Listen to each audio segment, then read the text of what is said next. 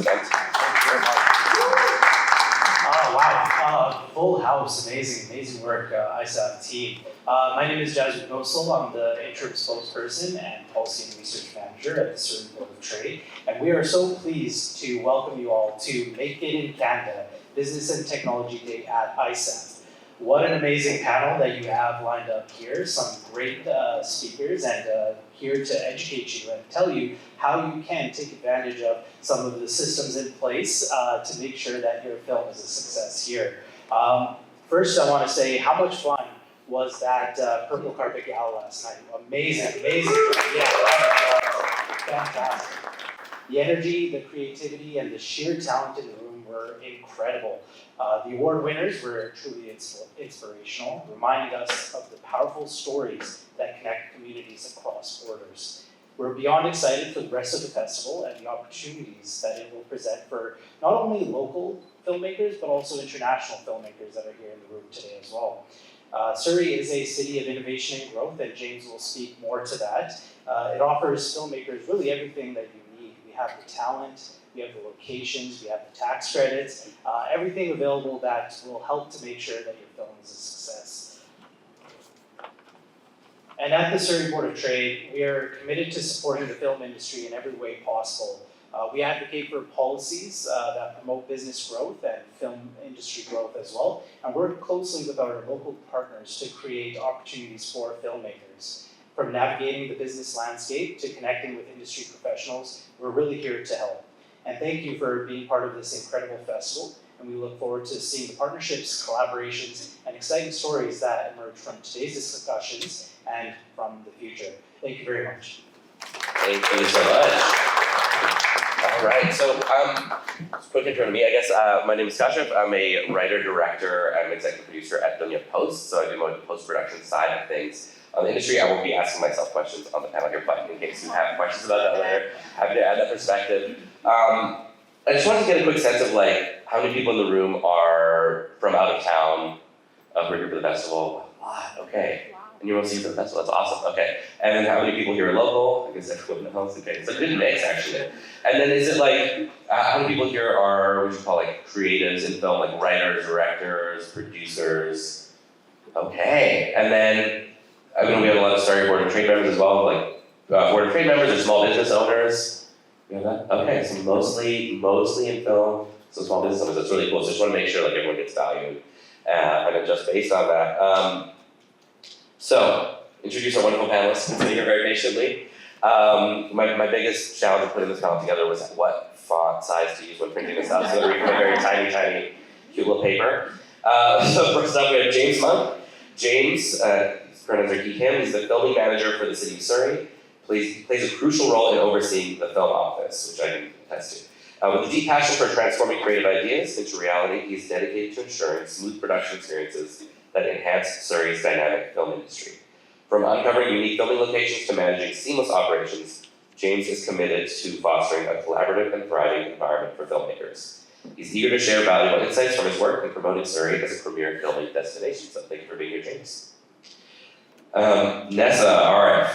Nessa is an award-winning Canadian-Iranian filmmaker known for her innovative storytelling. Nessa's creative journey has seen her produce, direct, and write for both narrative and commercial projects. With a hands-on approach, Nessa leads diverse projects at Lumostage, blending creativity with pragmatism. As head of production, Nessa brings her years of experience in pre-production, production, and post-production to every project, helping to bridge the gap between traditional filmmaking and virtual production. She's excited to make the impossible possible using LED volumes. Nessa is thrilled to usher in a new wave of filmmaking. Let's do this right now. Irina Race.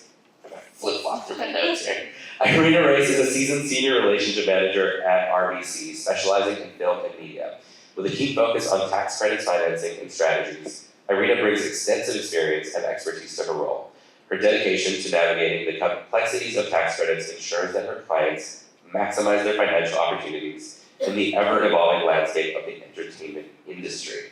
So we should do a bio-writing workshop. These are like, I'm learning already.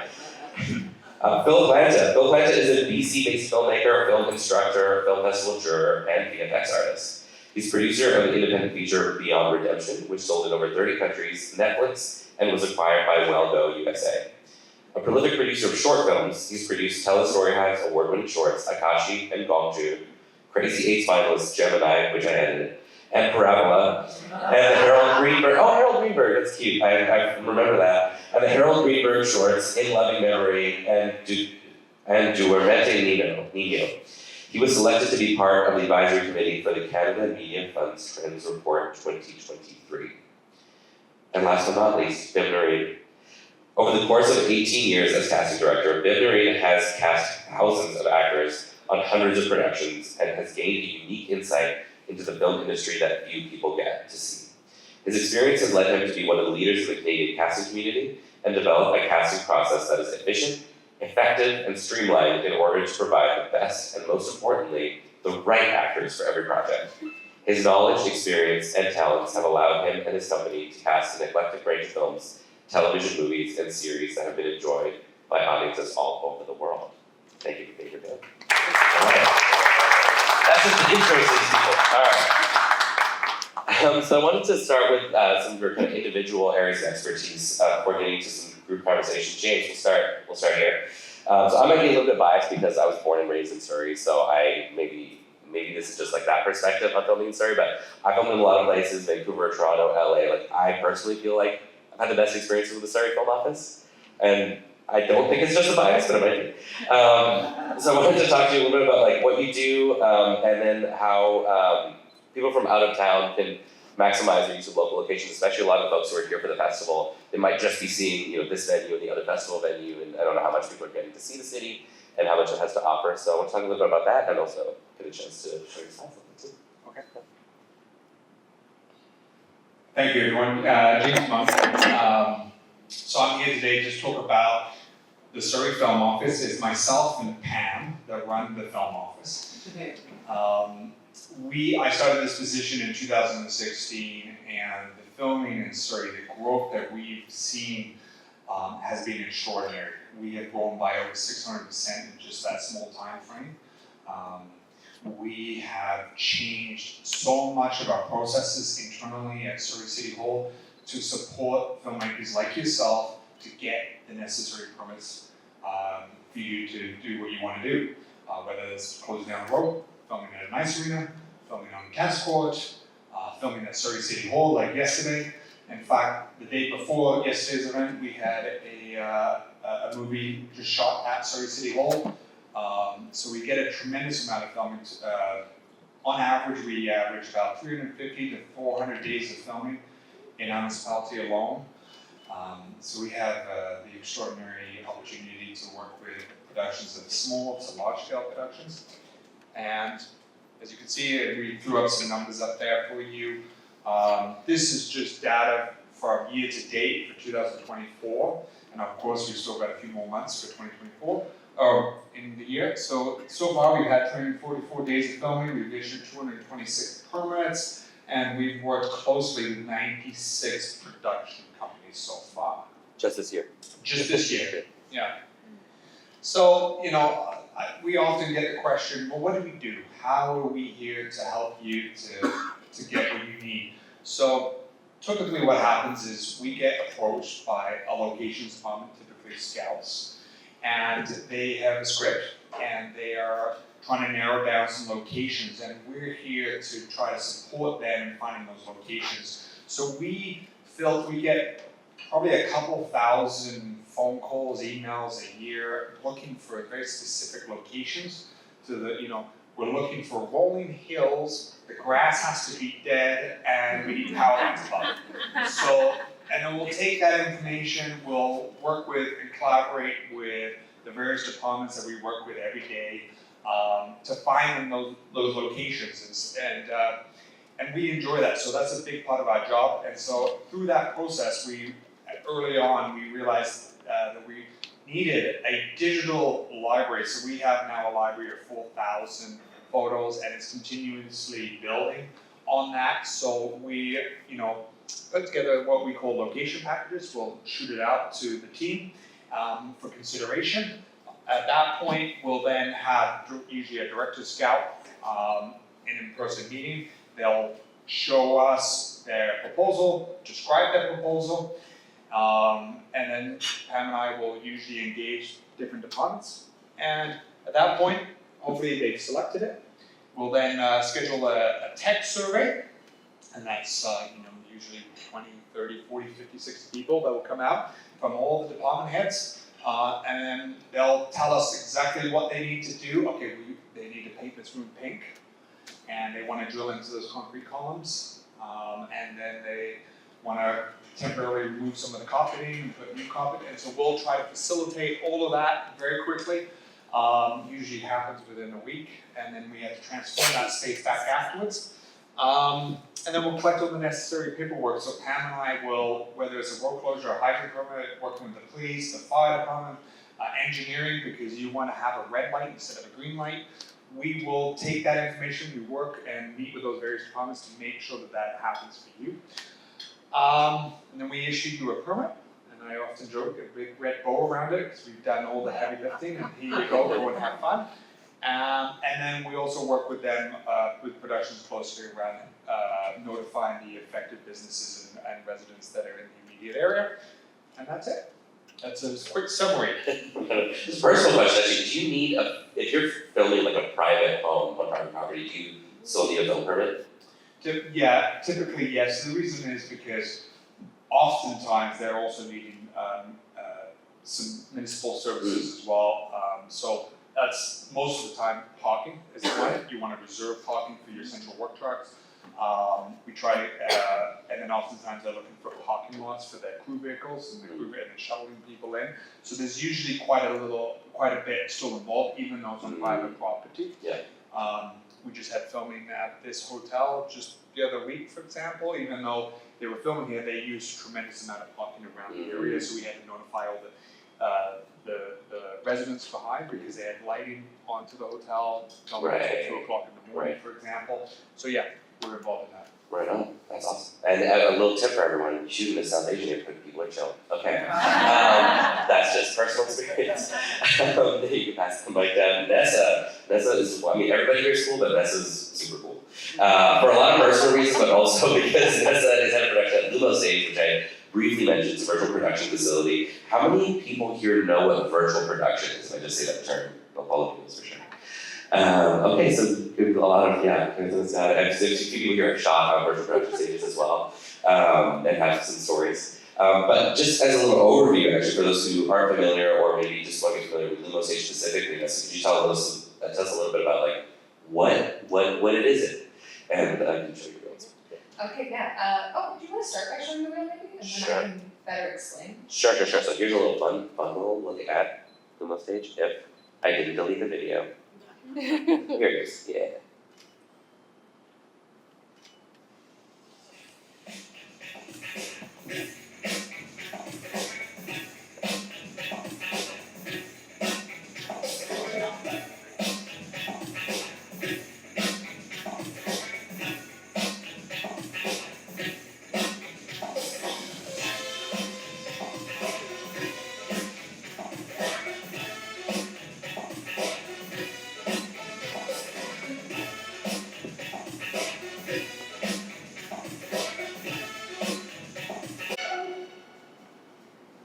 Okay, so thank you so much. Forgive me for those of you who already know about virtual production. I'm going to give you like a really cursory, quick explanation. So Lumostage, we are a mid-sized LED volume facility, and we have two modes, as we like to describe it. The first one is video playback mode, and so you will have seen in that video, there's like basically two kinds of assets. One is two-dimensional, and so it's just a video asset that the client will go out and buy or shoot themselves. And the simple difference between this and your Unreal Engine 3D Unreal asset is that when you move the camera, the world moves with it in the 3D version, which is true virtual production. And when you're doing 2D, i.e. video plates, it doesn't. So it works super, super well for your interior driving shots. That's the easiest first point that people usually enter LED volume work. You're probably more familiar with virtual production from the standpoint of your Mandalorians, your big Star Wars and Tron, things like that.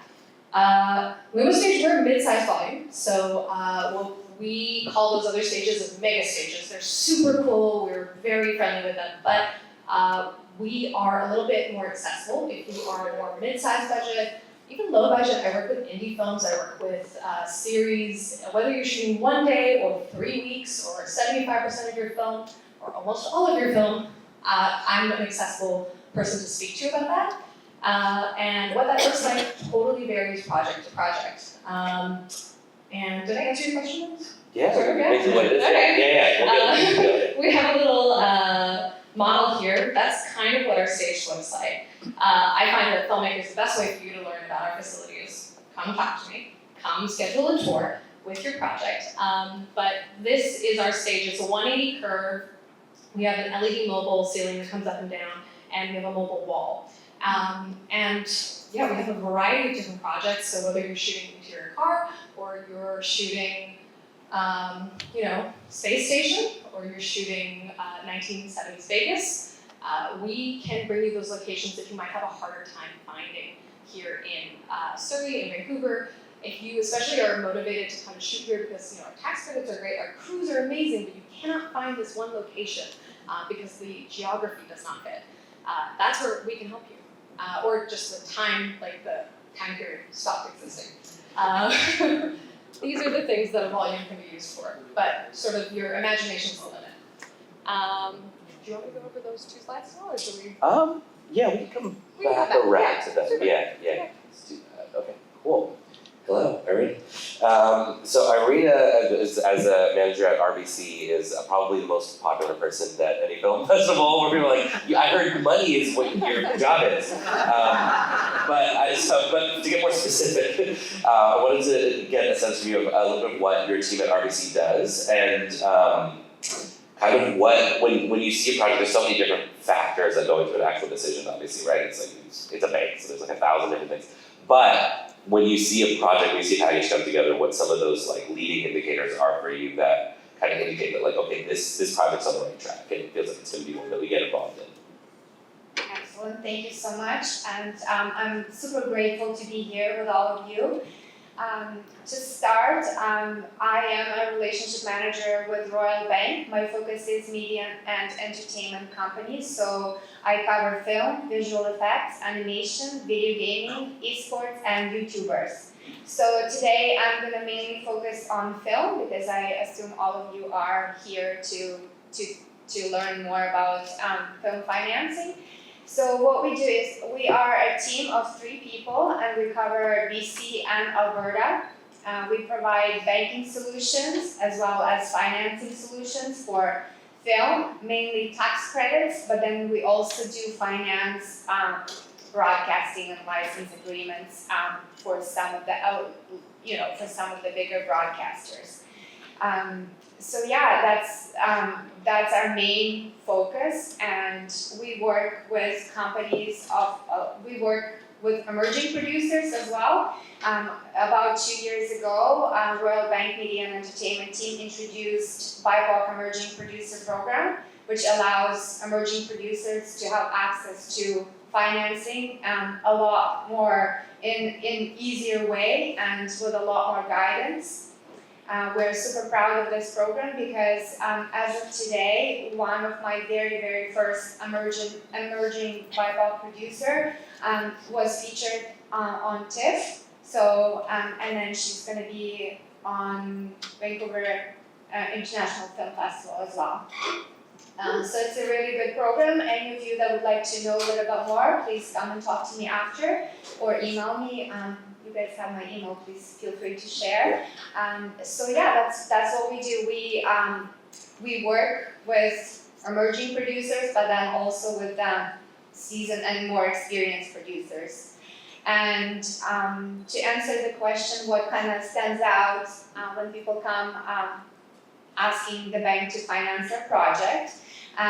So we would typically, if it's a experienced producer, of course we look at the history.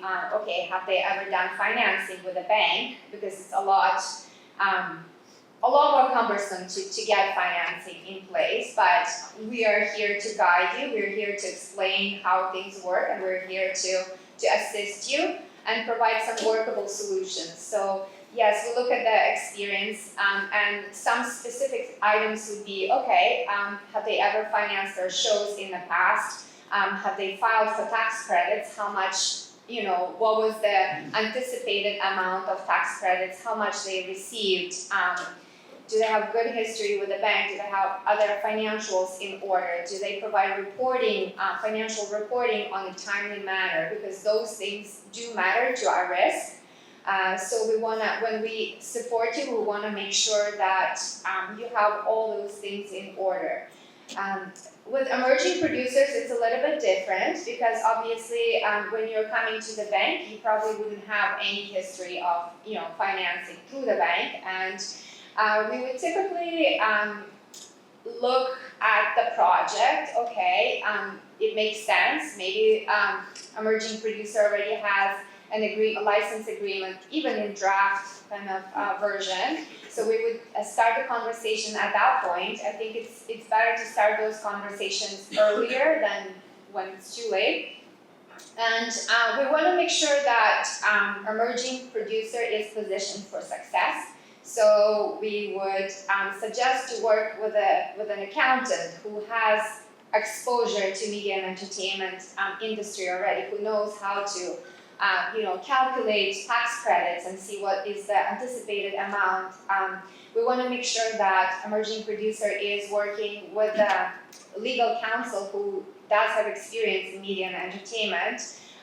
Sometimes we have producers coming to us and saying, well, I have a friend who is a lawyer and he said he's going to do it for us. And we're like, no. It's a completely different ballgame when it comes to legal work for film. So we strongly suggest to work with someone who has experience already in the industry, because when it comes to financing, typically the producer will need the money really quickly, and you need to make sure that legal counsel knows how to finish the deal, how to provide all the documents. There are like many documents that need to be done.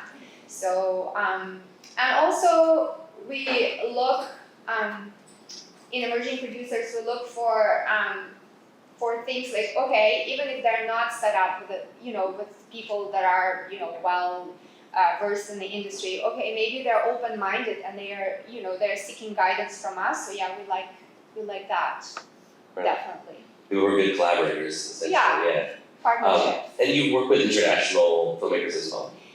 We do, especially right now, the budgets are getting tighter, so people are looking elsewhere for co-productions, and there's some international co-productions that are coming. We do finance Canadian portion only, and there's a way to do it. So some bigger budget productions, they would be required to have a bond, which could be quite expensive, but if the production budget is big, so that's sort of is an insurance also, not just for the bank, but for the producer, to make sure that the other party is able to deliver what they've signed up for.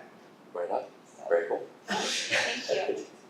Phil Planta, Mr. Planta, incredible local film producer. As I was reading out your bio, I was like, the number of these shorts that are like these filmmakers are currently premiering their features this year is pretty incredible. So you take them good and you grow them well. I wanted to ask you about so having so much production experience, maybe we're putting together teams, especially like on the indie side when it wasn't really as developed. What are some of the best things about the Vancouver film community and shooting things here, and what are some of the challenges as well that you're finding that obviously there's gonna be pros and cons to each place that people decide to go, but yeah, how have you found it? Some of the best things I think about the indie community in Vancouver are especially in the BIPOC area. For example, I'm working right now. I'm known mostly for working with Asian filmmakers, right? Asian Canadian, or people who have immigrated over, especially actors. For example, like Mayumi is an actor. I did her story behind film, which is now a feature, which She shot shot at Lumostage. at her place, and I was there. And my cousin shot with them in Japan as well. But it's interesting to me because even talking to some people in other countries, you guys have a really interesting indie scene. Like people actually come out and work on films and are really supportive of indie films. So that's something I think unique to Vancouver. It's not every LA, it might be hard to shoot a film like that. But the challenge is, I think, which aren't so much, I think, something great about Canada is, we have access to funding either through corporate or, governmental bodies, right? And there is support, even, for example, if you're traveling or presenting your film, you can get part of your hotel covered, for example. That's unique to Canada, actually, which Vancouver, BC, through Greater BC. So there's lots of programs. For me, as like a producer, and I guess now I've fallen more into this mentor role, so it's helping people find access to that funding or facilitating or guiding them through those kind of processes. But obviously, budgets are getting tighter and getting squeezed, and things are moving. I worked on a vertical feature. I don't know if you guys have seen this, shot vertically, and like the budgets are stretched to the max, like really to the max. But they are employing a lot of actors and a lot of crew, so there's been a shift to be worked on that. But yeah, it is getting tighter, especially for me. I'm like true indie through and through, so that which means like Canadian content featuring Canadian talent, right? Created by Canadian. That's so we're not just the BC service industry for film, right? So I'm trying to bring that up, especially in my communities. So it's challenging when those things are getting squeezed, but there's definitely options. So Where's the vertical feature? What's that? What platform is that going on? so there's many. They're all competing right now. So yeah. So what they do, for example, and this is very new, especially this year. Those shoots 90-second episodes. They'll give 90-second episodes, 10 of them for free on Facebook, on YouTube, or you can watch them on Instagram even. And then you have to buy the rest of the 60 episodes of this, basically a soap opera. Right? Soap opera on their own apps, and there's competing apps, and some of those apps are owned by the same companies. Right. Yeah, but they're targeted to a global audience. Right. So it's usually people speaking English, being really dramatic. There was one I highly recommend. It was My Boyfriend's Werewolf. My Boyfriend's a Werewolf. Yeah, and there's another one, Vampire High School. Yeah, and there's lots of K-drama knockoffs as well. But Yeah, it's really dramatic. It's like Yeah. we're at a South Asian Film Festival. Like we should be capitalizing on vertical. In terms of indie production, something made here, and those mostly Canadian crew, mostly Canadian cast. Usually the scripts are from international, but I think there's 15 of those shots here in Oh wow. Rome. Cool. 15. Okay. And they're just banging them on. So. Yeah. That's exciting, honestly. It'll be cool to see some of those. Awesome. Bim, Narine. So Bim, incredible casting director. I wanted to talk to you a little bit about that international perspective of like when a lot of times when people are thinking of shooting their film in a different place, if they want to bring something to Vancouver, they might be thinking about locations, they might be thinking about their like heads of department that they're bringing with them. And casting thing, like I think they are thinking of Vancouver more as a place, but not realizing maybe what like the talent pool here is. So I'd love to get a sense from you of like that unique kind of talent pool we have here, and also from the perspective of like, I think a lot of indie filmmakers, we think about like the gear a lot, we think about our like logistics a lot, and when it comes to casting, we're like, a casting director, I don't know, just maybe find the people, but like, that's, finding the actors is like some of what you do, so I'd love to get a sense of like, what a casting director does as well, yeah. Yeah, no, that's, with casting, it's so interesting because we were talking about it earlier, and, everyone thinks, okay, casting, it's just we're in the room, we're auditioning people, and that's 100% of our job. The other 70% involves kind of navigating things like the UBC and actor and SAG agreements and things like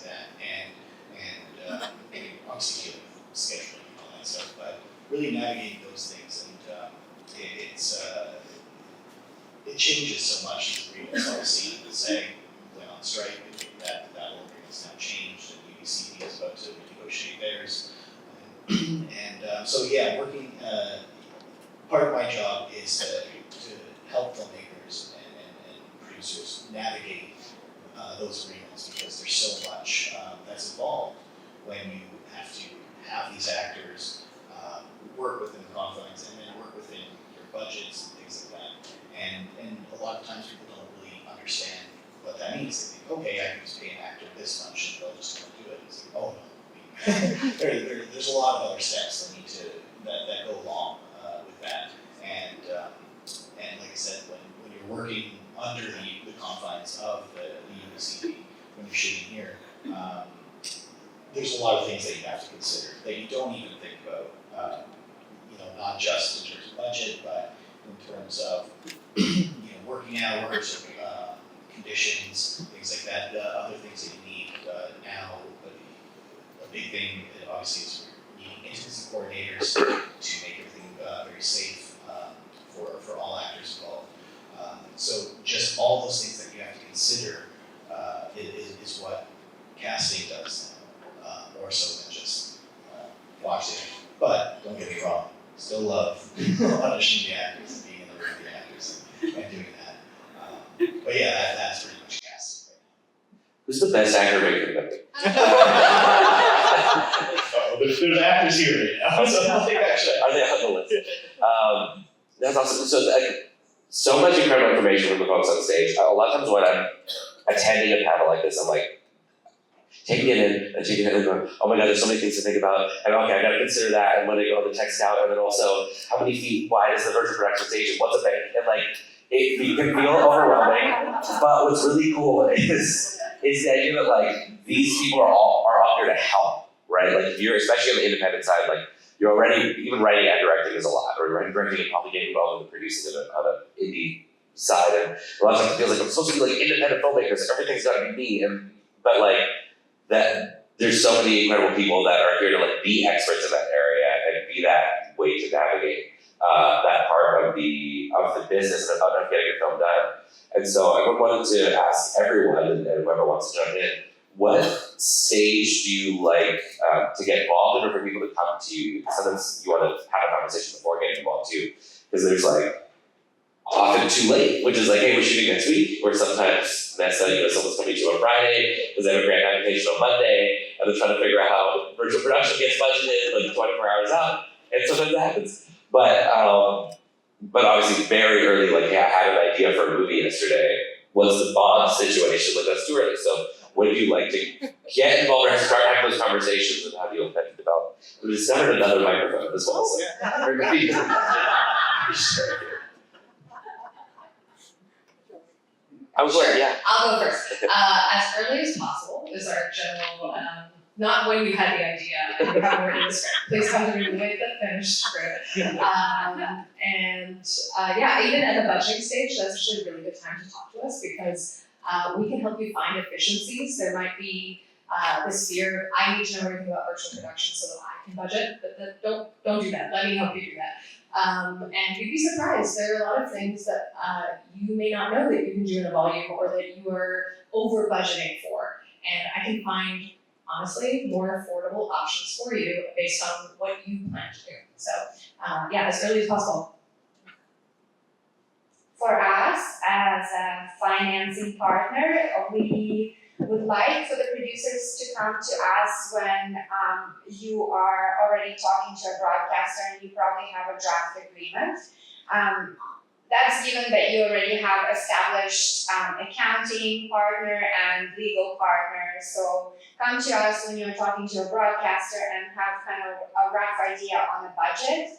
And then we can walk through the steps, what needs to be done, what we need from you next in order to move forward with that financing.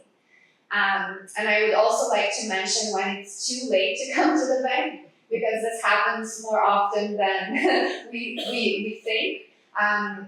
Sometimes the producers are already in production and they would come to us and say, we have this deal, we have the financing is we have all these counterparties coming, but we need to bridge, the tax credits. I'm like, okay, no problem, we can work on this, when do you need the money? Oh, actually, my payroll is next week. Whoa, that's no, that's way too late, because we need probably around 1 month to complete all the steps properly.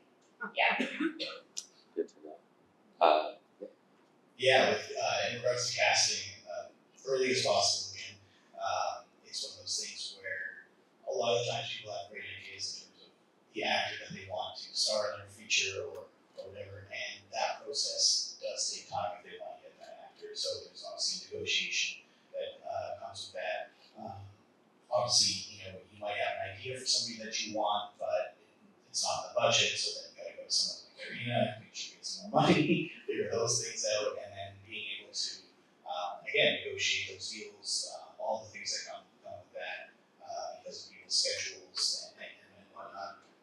And then also another thing that's kind of happening right now with the tax credit system in BC is a lot of production companies are really kind of like clamping down on this in the sense that we have to vet all the actors' residency documents. In order to get the tax credit here, all the performance have to be based on BC, or the majority of them. There's a certain amount that we can allow, obviously, that aren't from BC. But the ones that are here, the majority that we are going to be casting have to be based out of BC, and so then we have to vet all the residency documents. So I know a lot of times people think that they can work on BC productions but live in Alberta and just audition virtually or send some tapes and then be able to work well because of the tax credit system here and that production want to take advantage of. Everyone has to be here, and again, we have to vet those documents so we can get, anything, things that just prove that you live here, your tax returns, things like that. So that takes a lot of time. So sometimes people want to leave casting to last minute, or like, we got all these things going. It's like, okay, we can do 2 weeks casting to get all the actors done quick. Usually that's a terrible idea. James, what about for you? Because I know you do some of the location scouting support and stuff too, but what was like, I don't want to bother them too early. I don't know if that's a major thing, I don't know if that's a neat thing, I might have to figure that out later, but like, yeah, what's the So for us, I would say 95% of the time productions are approaching us once they have a finalized script. However, in saying that, there are all times where productions are writing scripts around the locations that we have. So that's an exciting opportunity for us to engage with productions at the very onset, where we can showcase what we have, and they can literally write scripts around a specific location, whether that's on fire halls, libraries, community centers, city hall, things like that. So that's, but that's not the norm.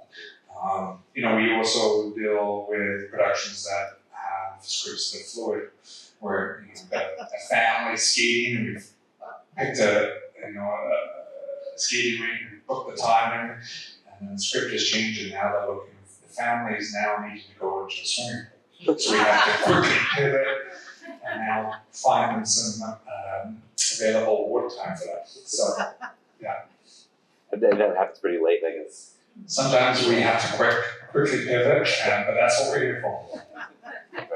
Did you mention earlier that there's like a lookbook people can look at as well for locations? I think you had. Yeah. Okay, cool. Yeah. So I like that idea of like looking at that and adjusting scripts, especially on the EDs. Like I had a script that I kind of like put aside because I was like, locations may be too hard. And then recently I saw a couple of location photos locally where I was like, it already is there. We can just go there and they kind of reactivate it, which is cool. I have so many more things I want to talk to you all about, but I also want to leave room for audience Q&A. So maybe I'll just I'm trying to think of what fun. You know what? I'm going to open up the audience Q&A because I was like, I won't go too far on making everybody think of a fun answer. Yeah, thank you all so much for this portion of it. And then I wanted to open it up to everyone to see if you had any questions, and if not, I have more. I'm very excited to be here. So, yes, Raj.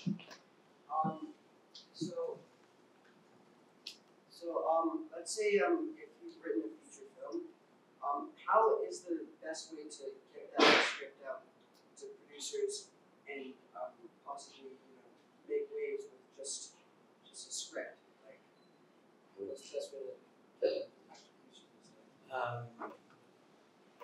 That's a great question, and as to your previous topic.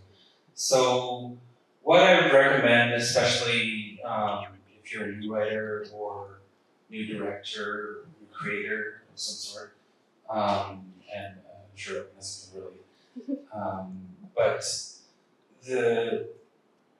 if you come to a producer and say, I have the script I want to read, they get that request, quite often, especially if they've established themselves as someone who gets things done or whatever. So I think, and there's lots of ways to get a movie, make a movie or get a movie done. So there's no straight path. It's not like becoming a doctor, or becoming a lawyer or something.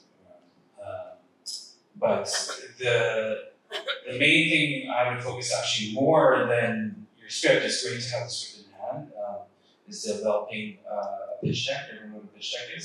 It's like a slideshow, selling your feature, because a lot of producers don't have time to read your full script. So they're really interested. Like if your pitch deck or your slideshow looks amazing, then it might actually take the time to read your script, right? But I was able, when I did a short with my uni, Shida, a local filmmaker, we were able to go to Hollywood and basically for a festival. And one of the benefits of the festival is to talk with agents or writers and directors, right? New writers, new directors, particularly BIPOC.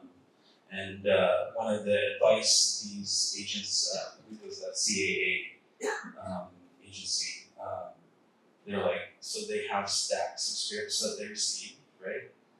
And they must, they still have to read them because there could be a potential script, right?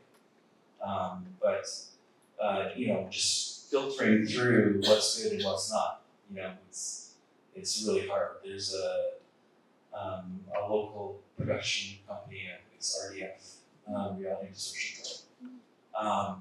So they did Ben Helsing, is something like that. It's like a Netflix show. And one of my friends was working there, and she said they have, a pile, 3 piles, good, bad, and maybe, great. And what they take from those good scripts, and that's your job, just reading scripts all day. Right? You can see they'll take those and they'll team those up with producers or showrunners, right, and pitch those to every single streamer, right? But to get to that good pile, there's a lot of steps you need to do along the way. You have to pitch your pitch deck or your slideshow to get even in the door or have a resume ready. What I recommend if you're a new director, maybe go for the funding. But to apply for a feature film funding, you might want to do one of these competitions or participate in these kind of festivals, right? And get your work out there in short form. So people say, can you sell short? Yeah, actually you can sell things from short. Kashi's a great example. So if you develop your resume through a couple shorts, that's a great way to, and you can get money for proof of concept shorts, right? There's funding for that, or even money to develop your script. You can apply right now to Arts Council DC in Canada and get, say $20,000 to write your script for a year, right? A lot of the festivals, they're really, it's kind of legal for anybody who creates it. Yeah, age can be a thing, but there's other festivals that you can participate. So it's just finding another one. And there's lots of, online festivals that you can compete in. That's the thing. I say just make things like a YouTuber, how do they get here? They just make content videos, and at different budgets. I make films for $500, right? That when I make films or work on films, short films that are millions of dollars, right? Yeah, when Sean, back my producing partner and I were 14, 15, basically in that range. We started our own film festival in the Surrey School District, and we're like, no, we get a festival, we're there. And so sometimes that works, that can work out too, and that lasted for a bunch of years and got us an iPad. I'm gonna to do more of that. Hi everyone, thank you so much. This has been awesome. I wrote a film called I wrote and directed a film called Flight 182 about a true crime in 1985. And so where I'm at with it now is I have the feature script, but so you guys are all speaking the language of like period piece, this is what you can do. Or, you know, and what you just said now, Phil, about using the concept as proof. So my question to you is, as other partners come on board, how do because authenticity is so key to me, to be able to bring it back home and also write around the locations while I'm here and researching. From your experience, how do we get it to a place, and maybe this is a premature conversation, but I really want it to be like, hey, this film, because it's true to Canadian history, because it's about political violence, because it's the heart of humanity, how do I really bring it back?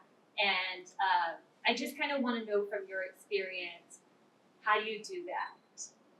To where you really limit the risks of doing it anywhere else.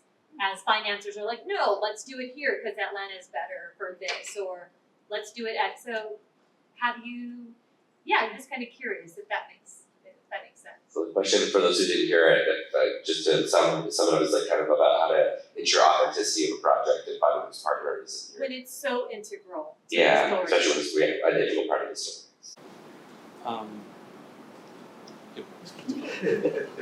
Okay. He's fine. First of all, I love that you're writing a story specific to Canada. That's awesome. I think I'm going to partially speak from the virtual production side, and I'm going to probably mostly speak from being a filmmaker myself. I think you have to fight for it a little bit. You have to insist, and that's part of the process. And I don't know where you are in your journey as a filmmaker, but it is a skill that kind of comes up a lot. Of you need to insist on what is the most important. You need to pick those battles, and then there's some battles where you care less. And then with the virtual production side, again, like, we're right here, come say hi. If it takes place on an airplane, is that correct? Yeah, so the film is screening tonight, the short version. Oh, okay. And so yeah, I'd love to come see it. Yeah, super. So, that's something that we could do is interior airplane. Then you don't have to go somewhere else. And then I think that these other folks can talk more about like how tax credits and things like that can help them. Oh yeah, that would help convince people to shoot here, be like tax credits, we have to. And another thing I just want to say, this brings in James and the location stuff a little bit as well, is like, I was a director's assistant for a Disney film where I couldn't legally work in the US, and they were trying to pick between like Vancouver, New Orleans, Pittsburgh, Toronto, I think. And I just did an okay job of scouting the other locations and an excellent job of scouting here. And I was like, yeah, Pittsburgh, look, this neighborhood works, and that one works. Here in Surrey, this corner works for this part of the script. And they're like, yeah, this really feels so much volume here. And then it was like $10 an hour was my rate, but still, I could legally do that movie. And it was great. Yeah, I think one thing is, and what Pasha said was like oversell on what's good here, and you don't get knowledgeable. You can get tax credits for short films, and when you do that, you're in the system, right? So when you apply for these different fundings, you can apply for post. You can get funding for post from the NFB, and they're waiting for you to have those coffee meetings, right? So I say like, do the research and homework and talk to all these funding partners because they're there for you. That's one advantage, and it's also go to those story hive events, right? Go to those, Bell has an event, or go to something sponsored by CMF, right? You need to know the landscape if you want to pitch something. And actually, would you say your story's like, I don't know it, but is it like a diaspora type story? Yes, Yeah. it is. Yeah. So, and really lean on the BIPOC aspect and lean on the diaspora aspect because a lot of stuff is getting funded. So, like a bunch of filmmakers I've worked with, they've done shorts, especially diaspora shorts. They got their first telefilm. That was the most. So, and a lot of them are coming out, fifth or whatever, but coming soon. But those are all Asian filmmakers, that I've worked with or know, and from BC. That was very rare. So there was like 5 in a row, and those are features, right? But they work the system, so you've got to learn how to work the system to your advantage. So, and speaking to, you're young, I'm jealous, right? You have all this time, don't be in a rush, and you have all this time to learn the system, right? Learn and work on other people's film, to prepare film, you know? Learn the system, right? Because it's there for you, right? I know someone probably about your age who just applied to Story Hive and got her own little baking show. It's on season 2 of Story Hive. You know, she just talks to people and she was editing it herself, right? Insert. She go to different bakeries and so it's possible, right? Not everything will work, you know, in your particular age level, but there's lots of things. So it's just knowing the landscape. As opposed to I love that people are writing features, but to get to the point where you can sell it and get money for it, you need to do a lot of homework beforehand. So I did a little bit of pre-production on this film called Ruthless Bastards, which shot in all over the Lower Mainland, and it was like one of the only films shooting during the strike with an international cast too as well. So stars from the US, a couple stars from Bollywood, and it's like an action movie. It's very rare, right? But because they had done the homework, when the strike happened, they're like, oh, we can get these stars now because no one's doing anything, right? So it's all timing, but you have to build, you know, your Lego pieces and have them in place and ready to go. And that went into prep. They called me, and I was too busy to work on it full time. But they said, yeah, we're shooting in 15 days. But they had been working on it for years, right? So, you know, and you know, pitching the script all over time, right? Trying to find investors and that sort of thing. Learning the text rates of talking to the banks, right? So you have to put in the work. So, you know, no one will just like, it's very rare to sell a feature film script for that. It's a process. Right? Awesome. Any other questions? Yeah, go for it. What's one common mistake that you see emerging filmmakers make in terms of mounting production here that could help us better strengthen our legs when we want to share a story? So the question was, what are common mistakes you see from emerging filmmakers trying to mount a production here that maybe we learn now? Yeah. I mean, you know, in terms of just starting a production, one thing I was going to say, just to add on what we were talking about before, it's amazing how if you have a wonderful script and you get somebody attached, a star or well-known actor attached to it, it's amazing how quickly financing and production companies come to you. So that's one thing that can really help if you can approach an actor, you can talk to the management company, talk to their agent, get them interested and say that there's interest in this person, have that kind of commitment. Obviously, money might not be talked about just yet, but from that point, it's amazing how quickly something can come together. But that is also a mistake that people make sometimes, is they have these big ideas and they go, I want this person, it's going to be great, and they try to make a movie for $50,000 with a $50 million budget, and it's like, that's not going to work. And so I understand having these big ideas and these big goals, but you can still make a wonderful movie for the budget that you have and be really creative and you know, the cost of filmmaking has come down so much in terms of technology in certain ways, but it's really one of the mistakes that I see is people having these lofty goals, lofty ideas, and they can do that because they saw somebody else do it or something happened. Like I just recently cast a feature and we had Jesse L. Martin as one of the leads, and thankfully the producer knew Jesse, but that doesn't always happen, and so people were like, oh, how did you meet Jesse? And they were friends. From that was, you know, they were able to get financing, you know, and not even that much financing. You know, he's the lead of an NBC show, he's a wonderful actor, Broadway actor as well, all these things, but, you know, a lot of people see that and go, okay, well, I'm just gonna do that.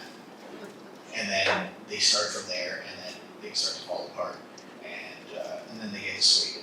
So try to keep those goals kind of lined up as best you can. I can add that I would say try to keep the company's financial statements in order, like go to an accountant who can, make the annual financial statements and keep it really tight and clean. Don't wait too long. Sometimes, the year goes by quickly and then next thing you know, there's no financial statements and you have this amazing project that's ready to go. And you're talking to the bank, but of course the bank's gonna ask you, okay, what's your, financials from, the most recent fiscal year? And, oh, well, they're not ready. So that doesn't really look great. And it will delay everything and maybe possibly the bank won't be able to do anything at that point. But yeah, so the biggest thing is they keep those financial records all in good order. I think from my perspective, the best thing you can do is be super prepared. So as much experience as possible is really key in my opinion. Whether you're emerging and you need to get out there and even if it's not your film, go out and help other people. The more experience you can get as an emerging filmmaker, the better. And then when you're ready to come do something, it's sort of about scope and size and budget. And with that experience, you'll be able to tailor your projects a little bit more to be innovative, but do so within the means of what you're doing. We worked with a very seasoned director, Karen Lamb, who is local and who brought us a really cool project that maybe we can show a little second of it. So it was set in 1970s Vegas in the surrounding desert. They're shooting in Vancouver. Lots of interior car dialogue. If you're a producer, you hate that because it's a nightmare to shoot. And then we worked with them and Karen had a really stylized, cool vision for this movie. And using both miniatures, custom shot car plates out in Lomonostage and Vegas, as well as our volume wall, we were able to bring together this movie that looks so cool. I cannot wait to see it. It's a black opiate picture, and if you're going to VIF, the VSO is composing a small portion of it as part of, I think it's October 6th they're showing this. So if we can go to the next slide, you can I don't want to add this. You can sort of see, this is actually not a car scene, but the plate is like a high resolution image. There's a bit of set dressing, and can we go to the next one? This is sort of the image that we ended up with. Now, forgive me, these are all just photos off my phone because this movie is not finished. But we were able to bring them to the desert here in Vancouver, and they were able to shoot their whole movie that way. So like the sand is real, the branch is real, but then that kind of blurry part is that background on the LED screen. Yes. And then if we can go to the next one, this is miniatures. So who's using miniatures today? Isn't that so cool? We worked with Gary Young, who built this mini LA, mini Vegas, and the surrounding desert. We shot the plates, i.e. what you're gonna see on the wall when you're driving. And if we go to the next, there we go. So that's them sitting in the car and driving. And so in the actual footage, you can see them driving. And then in that other one, we actually had the actors get out and walk around the car. So that's actually that's not a real house, that doesn't exist. That's a miniature house. So this is So you shot the miniature on the LED volume and then put that footage back into the LED volume. Okay. Yes. So this is what I mean by get innovative, think outside the box.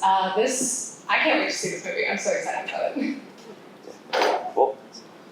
That's amazing. I don't want to keep that up for time, so maybe one last question. Yeah. Hello everyone.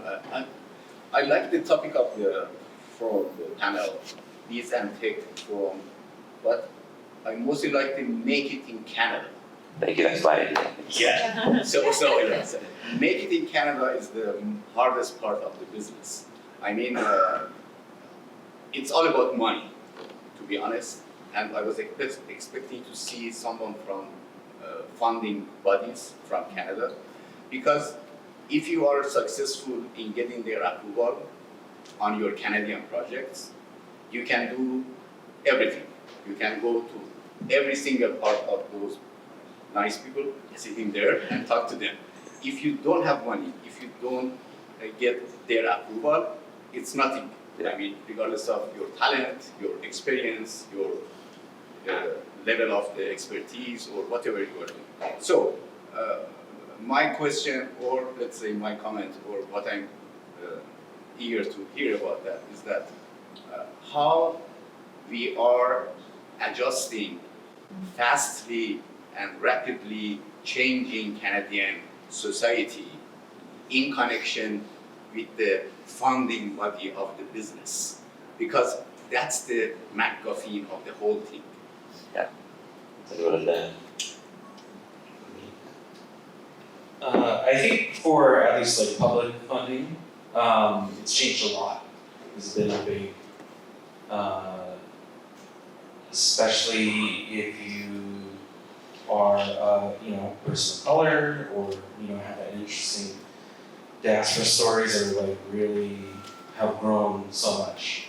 And even on the crew side, if you're partnering with, a person of color or indigenous, for example, director of photography, cinematographer, if you're partnering with those, the right people, that can help your project go for sure. So in terms of specifically to your question, which is true, like funding is everything, right? To talk to Nessa and book her stage or whatever.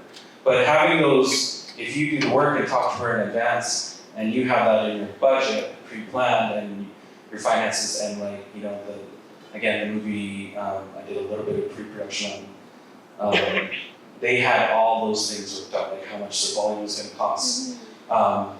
Many meetings about tax credits, many meetings talking to banks, had everything in place before they talked to investors. So we have this in place, we have this in place. And that helped bring everything kind of in a timely fashion. And then also plans for, other funding bodies, that sort of thing. So the more you have in place, those, like, they don't want, especially when you're applying for funding, beyond the pitch, right? The more you have in the building blocks in the base, like your foundation is really good, then it's easier for them to fund. It's easier for them to understand.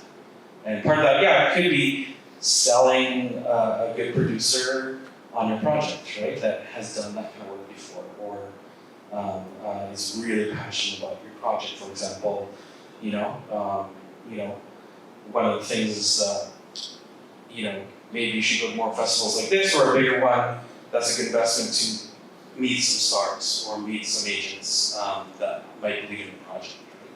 Or meet some producers that, like I said, that's why we go to festivals, right?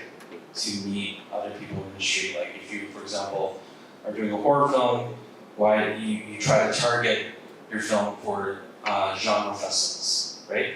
Why? Because you can meet agents and producers who can get, who they see potentially, you can get your next project or script and pitch it to other people, right? So, I think definitely funding, especially if your story, don't try to make the next Stranger Things, but I'd be interested, in a diaspora story that's a horror, right? And you've seen that, even when you 24 is doing it, right? So everyone's looking for a unique take, not a copy, but also who is the filmmaker? Who are you as a filmmaker? That's a big thing for Story Hive. Not the film, not the pitch. It's like, who is the filmmaker we're funding? Who is this person we're friend? What's her background? So that's a big thing for all. And I was also going to say, that things have changed so much in terms of making content in Canada, making films in Canada. It used to be you had two options. You had the National Film Board, you had the CBC, and things have opened up so much now where there's Canadian streaming things. There's media funds. Bell Media does a lot, and they have deals with Hulu. So you see shows like Shoresy or Letterkenny, and they're being made in Canada. Obviously in Toronto. They use Vancouver actors and things like that, but they're being made in Canada and they're being distributed in the States. They're getting a lot of attention in the States because of these companies that have these deals now with these American streamers. And before that wasn't an option. So I know a lot of people think that it's still difficult to make things in Canada, which it is. In general, it is hard. Like I said, you don't want to just have this great idea to create Stranger Things or whatever, but you can still tell Canadian stories, uniquely Canadian stories that will sell around the world, and you just great script, a great idea, and then get in with those media files, whether it's Surrey and media or anything like that, that is funding them, because they do have those connections in terms of distribution. And once you are able to make that in Canada, it can be distributed around the world. And I also would like to add that Royal Bank supports emerging artists, and just yesterday we've announced at the gala, at the ISAF gala, that RBC is sponsoring 5 bursaries for 2025 with ISAF. So more information to come. I think you can probably look that up on ISAF website. But I think there's going to be a lot more programs like that available to our emerging producers seeking funding. So I want to be mindful of time. I'd love to keep the Q&A going, but unfortunately I think but we'll mostly be sticking around. Let's be around, yeah, just talk to you as well. So I wanted to close this out with a quick question, which is like, so we're at a festival right now. I was at the gala last night, and you meet some new people, you meet some people that you haven't seen in a minute, and every conversation feels like some variation of like, how's it going? And then like kind of like a pause, and then like a high pitch like, yeah, good. And like it's kind of that's this year in film, right? It's like just that couple seconds of silence where we're saying everything, and it's like, yeah, man, we're just hustling, it's happening. So it's a tough year in film. We're all gonna get through, but I wanted to kind of on the more positive side, kind of think about in each of your areas, you're all such experts in your specific area. What's one thing that's been happening recently, or what kind of, whether it's a new innovation or just something that's happening right now that has you excited about your area or the film industry, James? So go first, if you have one. Well, first of all, I want to just make a comment about what you said a few minutes ago. Thank you for promoting Surrey. I made a show called Welcome to Surrey. It was like a 5-episode rom-com. I'm like about it. I do want to say that we do work with a lot of production companies that will show photos of Surrey only, knowing that they will get the expedited processes that we have in Surrey because sometimes they have a short time frame, and they know that they can't achieve it at the parts of the local mainland, so they quickly just show photos of just Surrey. I think, I'm always excited. The ground that we stand on is always shifting and changing and is very fluid. Our jobs is not 9 to 5 because the industry is not 9 to 5. So we are always having the opportunity to work with scriptwriters and creative team to find locations, and it's very unique and dynamic. So that's a really interesting part of our job. But internally, we're always looking for ways to streamline our processes even further with various departments. So we're, using the latest technology to, whether that's applications to permitting, to quickly turn things around on a dime. We get calls all the time, James, can we get a hydrant permit in the next 2 hours? We forgot to ask 2 weeks ago. So we've got systems in place, and that's really through our relationship building and the software mechanisms that we've invested in to support you guys. Yeah. I know, like you're saying, things that felt a little grim, and it's hard to feel positive all the time. I think I, on a personal level, really pay attention to what's true in Vancouver because I want to reach out.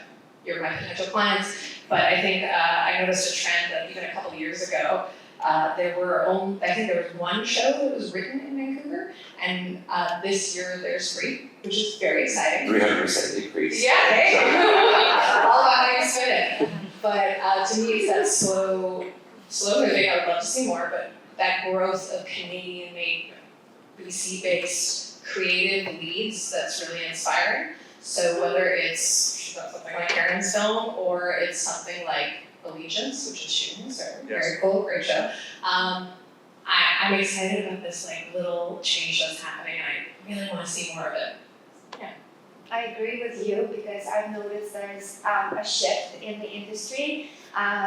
probably about 2 years ago, my conversations were mainly around service deals, meaning that it's not Canadian content, it's the intellectual property is held outside of Canada, outside of the. So now I feel like there is a shift, and it's more, the conversations are more about Canadian content projects, which makes me very, very excited because that's going to make our industry a lot stronger here in Canada, in BC. Just like something that like has you excited or positive about like something cool that's happening in film. Okay, Or... yeah. So again, I did work on this film Ruthless Bastards, and it was kind of born out of we were crazy about 10 years ago. There was a hashtag Save BC Film movement, like where no one was working. It was like tax credits or issues and all this stuff. We made. I said I have 4 lights and I have this camera that we can plug into the wall, and we made a feature for like 50 grand or something like that. And that was, so there were a lot of people not working. My friend was a director, new director, and he had a lot of friends in the stunt industry, so we made like a B-action movie. And when we made it, we were hoping, maybe we could go to festivals or hopefully sell one day or something like that.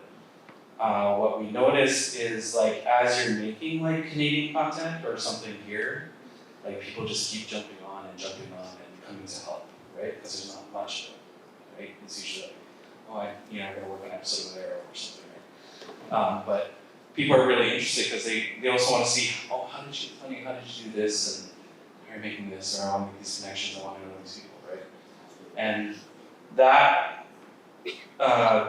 film, which sold in 30 countries and went on Netflix and all that stuff, for a couple years after, which was really fast. That was our portfolio to get this recent film that just shot last year during strike, right? Because my director took it, showed it around town for many years, and then someone showed it to, I think he's a Hollywood star, Parmish Verma, and that was like the chain reaction that caused like a lot of people to come on, right? But if we hadn't made that indie film 10 years ago, when it was really slow, where we're plugging the camera into my TV, literally I brought from home, and it's going like this, and I'm plugging the camera to the wall, get unplugged during an action scene, because we couldn't afford batteries, and we had 3 lights, and like people are using toy guns and stuff like that. But that's what excites me about Vancouver, that you can make something like that, and people just don't think you can, but you can, right? And then you can get these, if you put in the work and learn, how to do tax credits and talk to all these funding bodies, and also we were figuring out for many years, like, okay, how do we get stars? How do we talk to agents, right? And it's really important, like, okay, if we get this star, at least to sign a memorandum, that equals this amount. Yeah. So all these things we just learned on our own, without much help from, from big studios. It was just other independent producers who wanted to like help us out. They're like, yeah, we see potential in you guys. Yeah, I don't know what it's like in every other city, but I feel like here, even vendors or partners who are used to work on bigger projects are really enthusiastic about supporting at every scale. Like, I mean, Kirtan was here earlier, at Film LA, it's like, their film office, I think the cost to apply for a permit, and then it's like $680 a day for the permit. And you just, like, indies just don't shoot in the city of LA anymore. Like, she's like last thing I shot was like just outside by like legal limits, but like, it's not as conducive, and with this film office working on movies with like The Rock, or responding to web series too, or it's like with everyone here, it's like, again, I don't know if that's unique, but it feels unique, like everybody's down with the cause. One of the things that I'm really excited about is, we were talking about it, just the different types of productions, obviously, that are being shot here, not just Canadian, American, international, but that's also, things have changed, tie it back into the festival, is that things have changed so much that I'm getting to work with a lot of people now that look like me, that I didn't get to a long time ago. I've been doing this almost 20 years, and that wasn't the case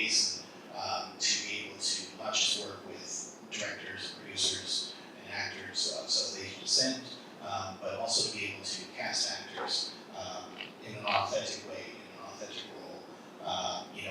No longer are we just casting South Asian actors in these limited roles, doing a stereotypical view of who we are, but to actually just cast actors who represent their communities in an authentic way, and that's really exciting. We've done a lot of work, and it's been a wonderful thing to see. It's just going to keep going forward. We're going to keep pushing that as much as we can to do that. But it's really, we've come so far, and it's really wonderful to see. Not just in the South Asian community, in a lot of quote-unquote minority communities that again, just casting actors in an authentic way is a really wonderful thing to see happen. Oh, that's such a good note to end, but thank you guys all so much for all. I feel we just barely scratched the surface of what you have to offer, but thank you all so much for being here. So folks, you can stick around. We've got a few areas, so like, welcome to stay for a while, hang out. We've got a couple of tables here in the back that have different topics on them.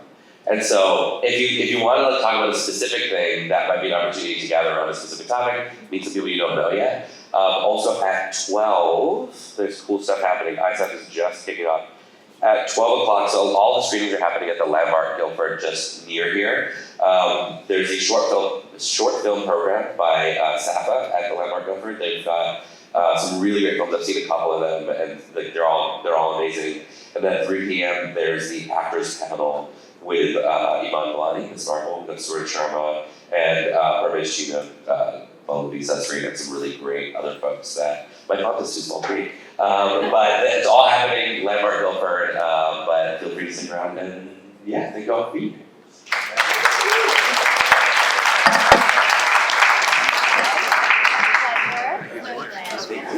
Pleasure.